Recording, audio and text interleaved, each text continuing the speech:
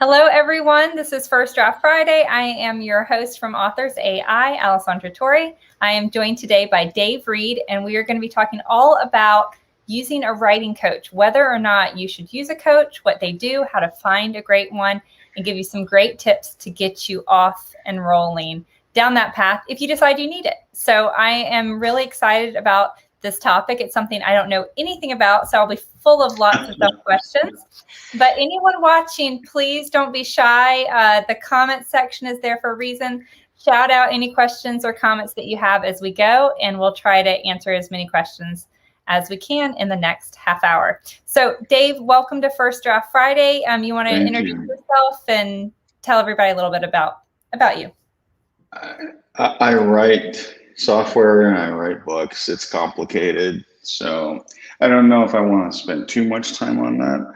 I am a long overdue debut author this year, so it's taken some time to get there, and the writing coach is the thing I want to talk about because that's what changed the game for me. I spun my wheels for such a long time that having somebody help me target and make my time more efficient, make my energy aligned correctly. That sounds kind of woo-woo, doesn't it? But no, yes. You have to be in the right mindset. Well, that's one of the things that I think I didn't ever learn. My parents were wonderful people and they did the best they could, but I was left to figure a lot of things out for myself, as the rest of us all are. We're wired in a certain way as humans. We are not taught in school, or most of our parents don't teach us, mine certainly didn't, how to manage ourselves, how to manage our emotional states, how to be mindful about how we feel and acknowledge in this science-oriented world we live in, that we're still emotional people first and foremost. Everybody who thinks that they're totally rational, they're Vulcan, they make thoughtful choices and they never ever are affected by emotion, are lying to themselves. They need therapy because that's just not true. PET scans of the brain show that way back here at the base of your brain is where the decision starts, even before you're cognitively aware that you're making a choice. So learning that and learning how to get in the zone, flow is such an important concept for writers.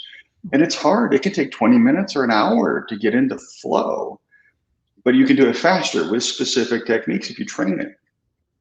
So Kobe Bryant had a coach, Tiger Woods has coaches, everybody, Olympians, people who, like Michael Phelps has a coach. He could teach his coach how to swim, but he still has somebody else to guide him along the way because that person can see things he can't while he's doing the work.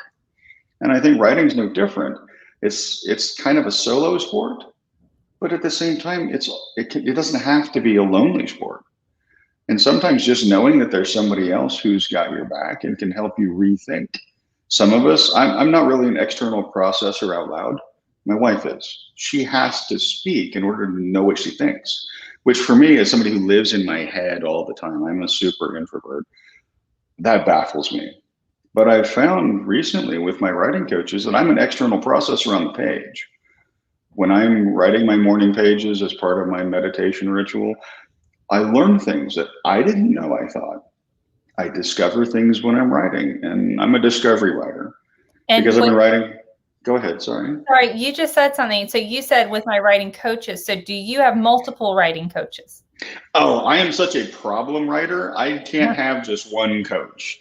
I have an entire team of coaches. So I'm not really advertising for Becca Syme and her group at Better Faster Academy, but they're amazing people and they're a wonderful crew. They've been adding more to the team, but it's a strengths-based positive psychology approach to learning how you're wired. And so I promised 7 tips, and I do have 7 bullet points that I'd like to share with people. And the first is to pick a coach that works for you. There's so much fraud and waste and abuse out there in the world.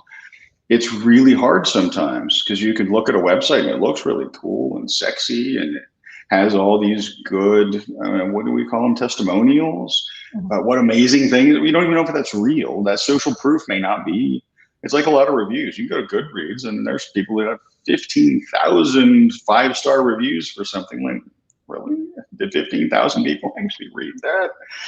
But Pick a coach that works the way you work. Talk to them. They'll all give you a session, at least 15 or 30 minutes in person or on Zoom, whatever tech you can use. Talk to them, figure out what their approach is. Do they have one, or is it just, are you renting a friend? Yeah. And some of us have been to therapists. I've worn out a few. Some of them are just a rent a friend. They just give you somebody to talk to once a week or once a month. There's others that are more combative, more aggressive. A drill instructor. Sometimes I need somebody to kick my ass and remind me, oh yeah, that was what I said I was going to do last week, and my accountability was to do that thing. So be careful before you spend money and choose somebody that works the way that you do. And I like Becca and her team's approach. I meet with 2 or 3 of her coaches on a monthly basis. I joined her Patreon. I'm very supportive. I can't say enough good things about it because they literally saved my writing career. I was about done. I'd spent 6 years writing, rewriting, throwing out books, struggling. And most of it wasn't even the book itself, and though I needed to learn how to tell a good story. And it's a different topic for another day, how I figured that part out. The writing coaches isn't there to help you figure out how to tell a good story or a book. They're not book coaches. They're people coaches. And so the focus of a writing coach is on your process. What works for you? There's a lot of myths, and that's actually number 5 on my list for you. So I'll skip to that one. Debunk the myths. There's a lot of tautologies in writing. You pick up somebody's book on writing, Stephen King's on writing, or and anybody else's that has a point of view. Stephen King says writers write. If you're not writing, you don't write 2,000 words a day, you're not a real writer. Ooh, well, I don't know that that's true. Because Hemingway in his book said, I aspire to write 1,000 words a day, and then I go and enjoy life. Now, Hemingway didn't always give valid or true advice. Sometimes he was just that kind of guy. But whatever it is, it's for that person. And I wanted to find a coach that could tell me what worked for me and my brain. And so that's point number 2, is learn how your brain is wired.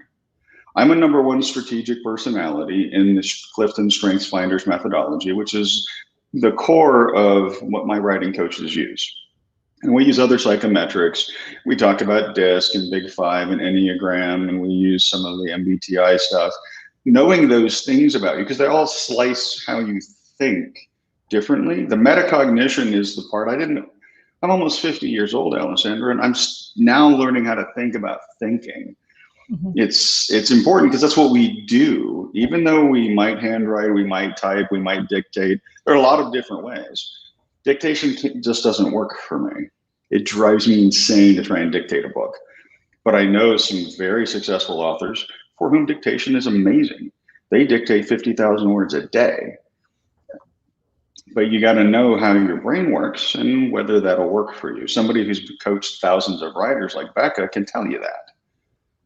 But, and just jumping, because when you said finding one that works for you, how did you find Becca? How would you suggest someone who wants to find a writing coach find one? I wanted to take a nap. So I was a member of the Romance Writers of America for about 4 years because it was the best org that I could find that was focused on building new career writers. So SIF was a good org, and Writers Guild and others are good organizations. None of them I've never published a book curriculum. They don't have conferences that encourage newbies to come learn how to join the business. Romance writers were, as a rule, very open and welcoming and try very hard to teach new people how to do this.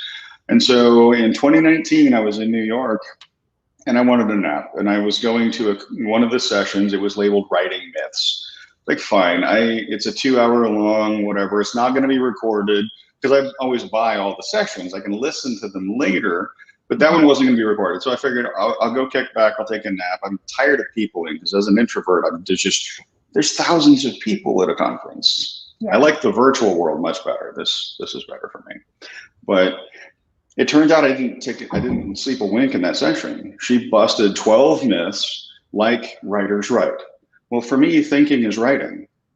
I give myself credit for thinking about my story because I'm editing in my head.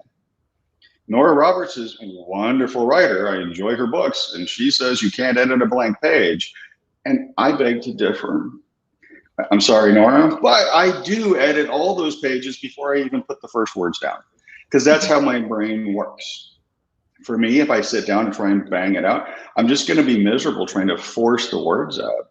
I love Rachel Aaron and her 2K to 10K method. It's fantastic for some people.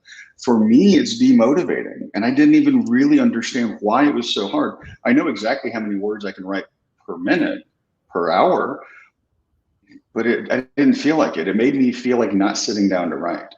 Because of how I am, I'm a low consistency, low discipline personality. I need to want to. And so having a coach say, well, have you thought about it this way? You still do have to sit down to finish the book. You got to write some words.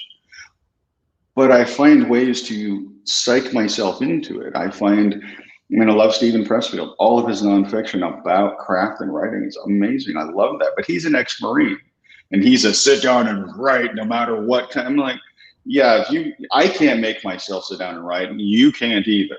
Try me. I'm a very oppositional, defiant personality. Yeah. But if I want to, I'll do it for 30 hours straight. I'll forget to eat and sleep and shower. My wife will have to come rescue me and say, honey, it's okay. Those words will be there when you get back, but you should probably come eat dinner. So it's just a matter of learning how you work. And so that's tip number 3 is write at your pace, especially when you're early career. It took me forever to finish the first book and type the end. And I thought I was done. Hey, ship it, I'll make money. And I paid an editor to read it. I paid an editor to read it. And he's a good guy. He's a New York Times bestselling author and a professional editor. And I think as a friend, he just didn't know how to say, that sucks. So instead, he said, this is really good. You should try and sell it to New York. And I spent 2 years of misery trying to query and get rejected until I found StoryGrid, and it taught me how to build a story that works. Because it was horrible. I was promised lots of waiting, Alessandra. Just to diverge on querying for a minute, I was promised, all my friends in RWA said, you're going to query, you're going to submit, you're going to wait months and months, years, they may never get back to you. Wow, I did not have that experience. Mine was very different. I targeted the agents that I wanted. So Faith Hunter is a wonderful author. I love her books. Jane Yellow Rock, and is just one of my heroes.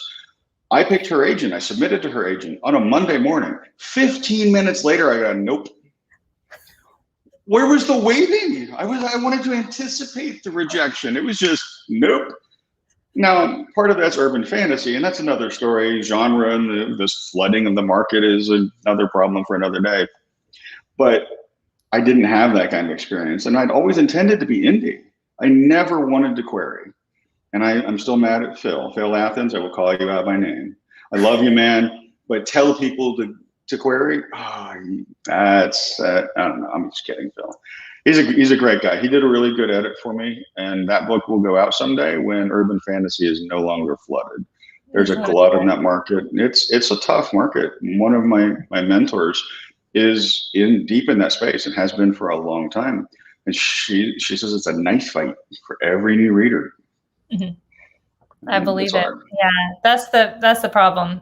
Yeah, you've got a vacancy and then it's flooded and then you got to wait.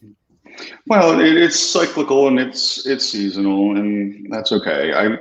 I picked dark epic fantasy on purpose for myself. I have one of everything. I have a gay romance, coffee shop romance. I have paranormals. I have some urban fantasy, but epic fantasy was my first love. I mean, I fell in love with Tolkien the first time I read him. I love sci-fi too, and I have some of those I want to write. But one of the agents I pitched in person at a conference at DFW Con slapped me around and said, pick one. You need to write in a genre and you need to have a certain number and establish yourself first. And then you can write whatever you want. But your career won't really take off. And so that was part of my grieving process in 2018. I went through that, and thank you, Kristen Nelson, for that lesson. But it still took me a year to make peace with one and only one genre for a little while. And that's right for me.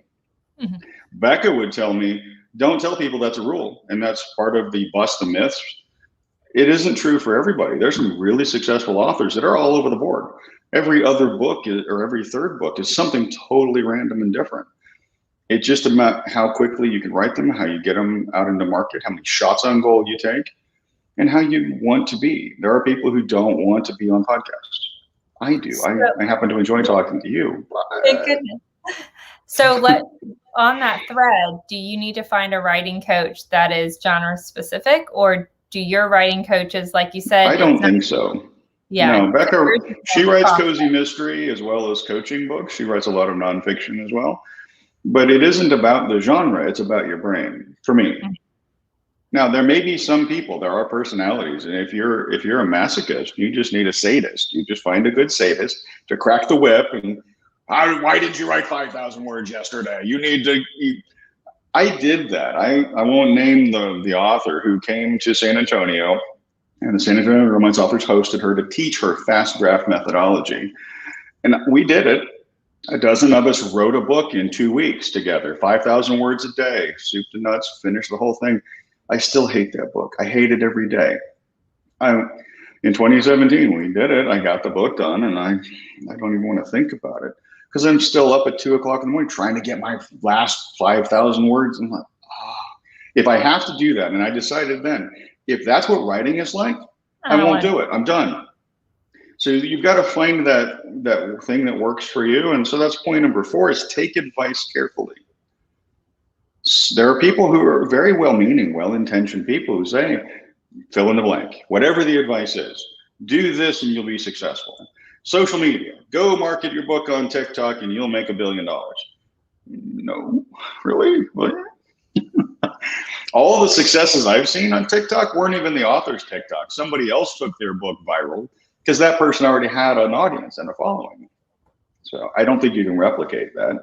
And for me, I'm so ADD, and you can see me all over the place. I would be distracted. If I'm on social media, I'm not writing my book. Mm-hmm. And I have a day job. I manage a big team, 3 big teams of software developers. And so my time is precious. I have to invest it carefully. And so coaching is one of those things that helps focus me.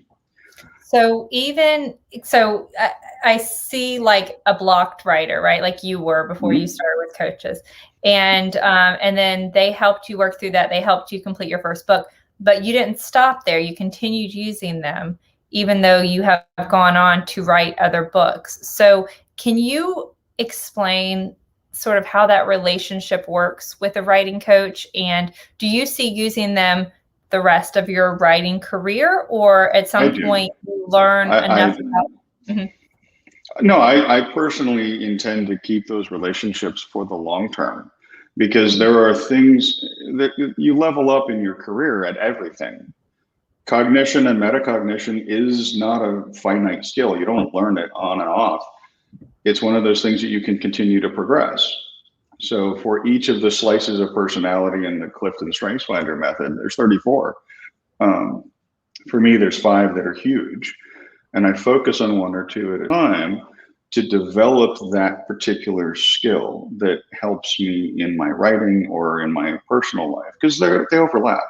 And that's something that I don't think a lot of writing advice takes into account, is that who we are and what we do in our environment around us. Environmental design is huge. I mean, this is a little distracting for me because I'm in the process of moving to Seattle, so everything's in boxes. It's not the comfortable, friendly environment that I set up for myself. And if you've got small children, you have day jobs, you've got stress, you have diseases, and people's in every different situation. You can't expect the same thing of yourself all the time. So that's, for me, is like, it's part of point number 6, is choose your own adventure. You can go be a full-time writer. You can move out to that cabin. I know a guy right now who moved to a cabin in Canada. He's got no running water. He's got nothing. He's going to finish this book or die. And I don't know if I might have to go check on him. When we get to Seattle, I'm going to have to go send I don't know, what do you call it? A search party. Make sure he's okay, because that may or may not work. I tried that. I took a year off. In 2017, I got laid off. I took the package and I enjoyed a whole year of unemployment, thinking I'd get 4 books done. because I had bought into Patty Jansen's methodology, and she's a wonderful woman. I love the methodology. 4 books a year, 3 years, no bestseller, path to sustainable income. You can get to that place. But it turns out I can't write that fast. I want to. I'm a high competition personality. I want to beat everybody. I want to be in the book a month club. But I also am a high significance personality. I would not be happy with the books I could produce in 2 weeks and edit, 2 weeks and ship. Right. I want my book to be bigger and longer term than that. I want people to be talking about my book 100 years from now. I want to change people's lives. And there are people who write books in a month that are fantastic. I'm just not there yet in my career, and I have to be honest with myself. Now, and I've got 50 books out. Maybe I can bang them out in a month, but maybe not. And that's part of choosing your own adventure. I made a choice in January 2020, and it turned out to be very prescient, to keep my day job. We bought our dream house here in San Antonio, and I needed the job to pay for that. And I was going to still write, but I wasn't going to buy the house I could write a check for and write full time, because the way that my brain works, I still kind of need other things to do. And I would love to be able to sit down 10 or 12 hours a day and just be productive, but I literally can't. I run out of creativity after a couple of hours. And someday I'll get there, but I'm not ready to retire to Costa Rica and write full time. Someday, but not today. So number 7 is, for me, one of the reasons I'm here is give back to the community. Even if you aren't published yet, you have something of value that you can share with other people. Join a writing group, give other people feedback. We all need it. I belong to a couple of different writing groups, and they give me really valuable feedback, mostly because they're not me. I already know what I meant those words to say, but it turns out that I forget to write things down that I already have in my head. And so when I read those words, I have the feelings I want, but if it doesn't make Alessandra feel what I tried to create, I'm missing something. And so that feedback is free. You don't have to pay those critique groups to help you. But finding those is hard. So joining the right group and finding the right collective, but you need a team. Like I said, I meet with several writing coaches, and we all talk about different things. I have one that I talk to about marketing stuff. Crystal actually helped me make a $4,000 decision last week. And I'm grateful to just spend 10 or 15 minutes with a coach saying, here's what I'm thinking based on your experience and based on all of the other people you coach on this subject. Is this a good investment, or should I do something else with it? Just having another counsel, having other opinions is super helpful. And if you get stuck, you get stuck, and sometimes you need somebody to pat you on the shoulder and say, your best friend's dying of cancer. Your brain's not going to be working right. You have to account for that, and it's okay. But we expect more of ourselves, especially high achiever, high competition personalities. We want more, but learning to be realistic is super helpful. So. We have a question from Facebook. And he or she, I'm sorry, I can't see your name, says, "Hi, Dave. It sounds like your writing coach very much helps you to exploit your strengths in the first place, which is great. But what about helping you take your writing to the next level? And I don't mean faster, but challenging the creative aspect of writing." So I think you said that your coaches don't help you write better books. But my coaches, they're not focused on craft. So I'm a StoryGrid certified editor, and I honestly didn't know how to tell a story until I actually invested the time in a method. There are lots of different story coaches out there.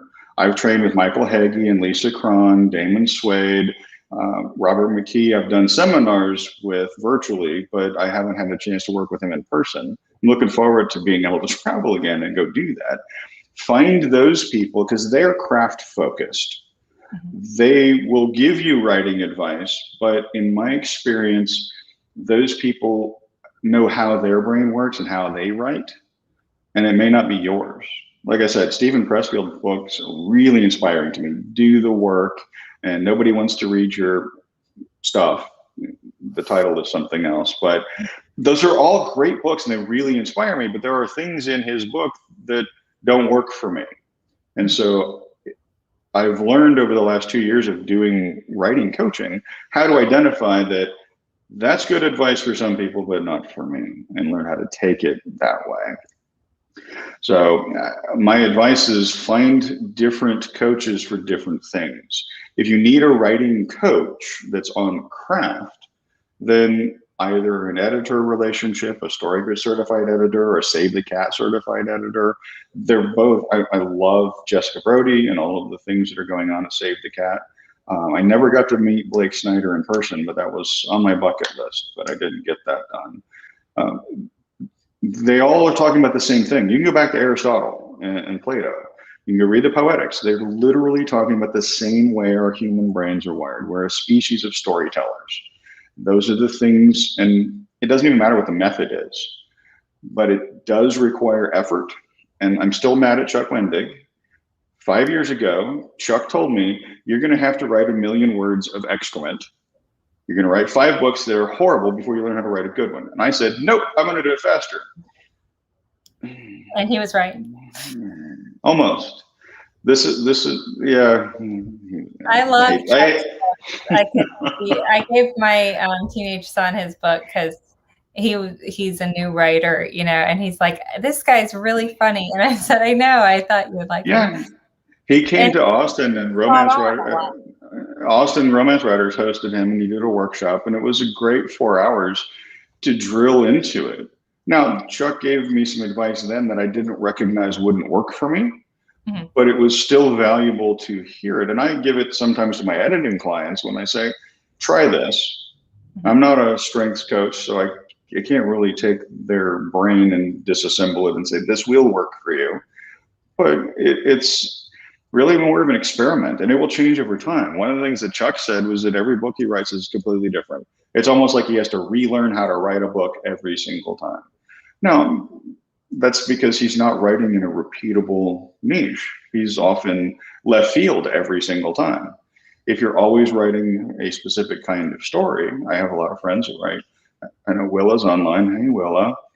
She writes Scottish historical with a flavor of paranormal, and she has an easier time of it because there's a space she knows really, really well and doesn't have to go relearn all the things. And research isn't a dirty word. It's, for me, part of the writing process. You wouldn't think that a fantasy author has to do research because we can just make it up, right? Well, it turns out if you want it to be relatable to a human being, it needs to be mostly understandable. So I didn't know enough about ravens. I didn't know enough about birds.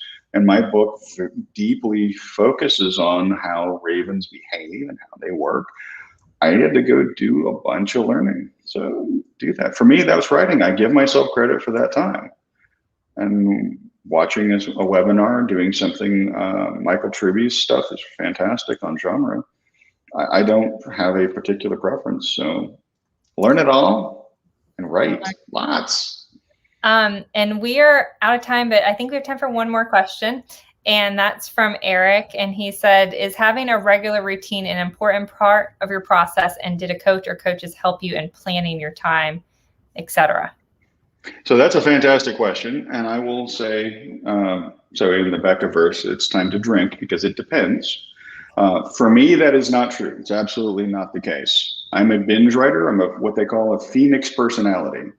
And that's just how I work. If I have to do the same thing all day, every day, I will quit. I need a variation. I need different things. I don't write every day. I can't, given my current schedule and moving to Seattle. And that's okay. I give myself grace that that's fine. There are people who need the discipline and consistency. They got to get up. It's got to be the first thing they do. And for me, it is important to write early before I get distracted and randomized as a highly data-sensitive personality. But the coach can do that for you. A writing coach can help you structure that. Laura Vanderkam's method, 168 hours, is a great one. Peter Krugman wrote 18 minutes, and I like that methodology a lot. It's a matter of choosing the productivity style that works for you. But if somebody says, you have to do this 8 o'clock to noon every day or else, and that makes you sad, well, then that's not the right advice for you. A coach can tell you that's not the right advice for you.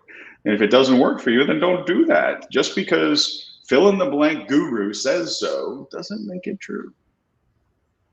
If it doesn't work for you, pick something else.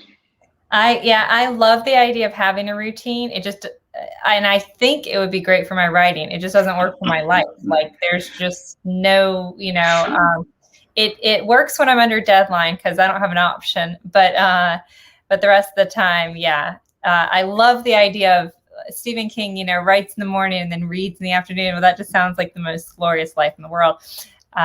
Just can't do that. Some of us need deadlines. Some of us are pressure prompted. Some people are demotivated by it. And there are people who should never put up a pre-order. There's indies who should never put up a pre-order because they won't make it. They'll miss. They'll wind up in pre-order jail. You need the books on the shelf. And then you could go. You just got to figure out how you're motivated. And for me, it's not really about productivity so much as it is motivation. And that's how my brain works. There are people who need that regimen. My wife is like that. She needs that sort of structure. And for her, it's helpful. For me, it's demotivating. And as soon as I figured out what was not working, if keeping track of my word count and hours and all that other stuff was demotivating, stop it. Don't do that. Because it hurts your productivity. I write more not paying attention to it, not keeping track of it, than I would if I were keeping track of it, if that makes sense. Yeah, that does make sense. And we're going to have to end. Last question. Can you give us some idea of how much a writing coach costs? Is this something that a normal person can afford? Is this like a second mortgage? No. Monthly rate? What is, yeah. I can only speak for the coaches that I've hired. And I think that a reasonable rate for that sort of expertise would come in somewhere around $100, $150 an hour. There's easier and cheaper ways to do it. Becca and her team do micro coaching. So you can join the Patreon for them at a lower level, like $25 a month, and be invited to these things. And I don't remember, so please don't quote me on the actual price tag. But there are certainly group coaching settings that also can be as productive. And so you get 5 or 10 minutes out of an hour, hour and a half with a group to ask your specific questions. But for me, listening to other people who are, and it's usually a group that are wired in a similar way. So if we're all strategic writers, hearing how other people are solving, well, I didn't even think about that, but I'm glad she asked that question because now I have something that I learned that I didn't even know I needed that day. But you can take the courses. I've taken all of the Better Faster Academy courses and I love them. I've taken the secret menu courses, the ones that you can't see as a general public until you've taken the first Write Better Faster course. But I'm what did they say? Drank the Kool-Aid. We've drank the Kool-Aid. I drank the Kool-Aid. I'm part of the cult, and that's okay. You don't have to join the strengths cult. You just need to consider having somebody else. And there are people who are writing duos that don't pay coaches, but they have complementary brain sets, and so they can help each other. I think the writer's room concept in Hollywood is fabulous, but I haven't figured out how to do that with novels because we're all so willful and so hard-headed about what we want our stories to be. That if Alessandra and I are writing a story together, I still want it to be my story. And you're going to have some weird idea about why do we have to have gremlins in this, Alessandra? I don't even like them. Can we do unicorns instead? I like unicorns so much better. Yeah, I could never be a co-writer for that exact reason. But we are out of time. So thank you so much to everyone who joined us. And if you are watching the replay, we'll have the transcript below. But thank you, Dave. And if you're interested in reading Dave's books, you can check him out at davereed.me. And again, thank you so much. Thank you for being here today. Thank you for everyone watching. If you are watching on YouTube or listening to the podcast, please subscribe. And if you're interested in meeting Marlo, who is our artificial intelligence that helps authors with their editing process, just visit authors.ai. Oh, see, I knew you were brilliant. I love Marlo's report was instrumental in this book that's publishing in October. I'm very happy with Marlo. I love that. Thank you, guys. Thank you so much, Dave. And we will see you guys on the next First Draft Friday.